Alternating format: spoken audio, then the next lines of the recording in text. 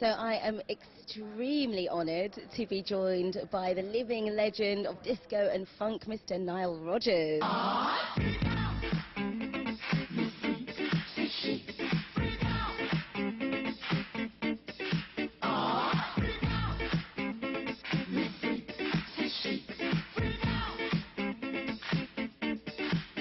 Did you expect that all those years after starting Chic, you would still have that appeal?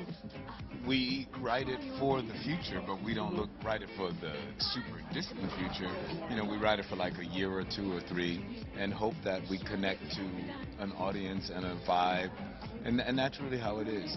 The fact that it's become classic is extraordinary.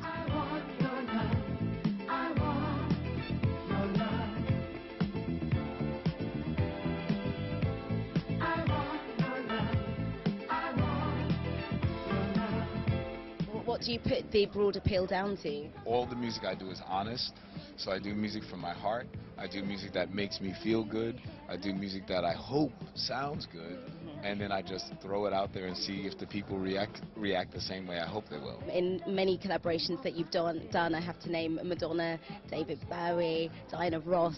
And what are some of your most memorable collaborations? All those were memorable for different reasons. Diana Ross, of course, that's the very first star I ever worked with. I mean, so that's the first album that I composed, orchestrated, and did everything, produced for a big superstar, and she happened to be one of the biggest stars in the world. Yeah. So that's how I got my bones, so they say. Thank God it started out like that, because it was a lot of friction. Yeah. But after all is said and done, who's my best friend in the music business? Diana Ross. So I have to mention, of course, then working with Daft Punk, and Get Lucky has been such a huge smash. I think #1 in 19 countries when I last looked, which is phenomenal. Did you expect it to do so well, and how was it working with the robots? Working with them was amazing. I mean, we've already talked about working on other projects. I have undiscovered or unreleased Chic masters that have been hidden away for a long time.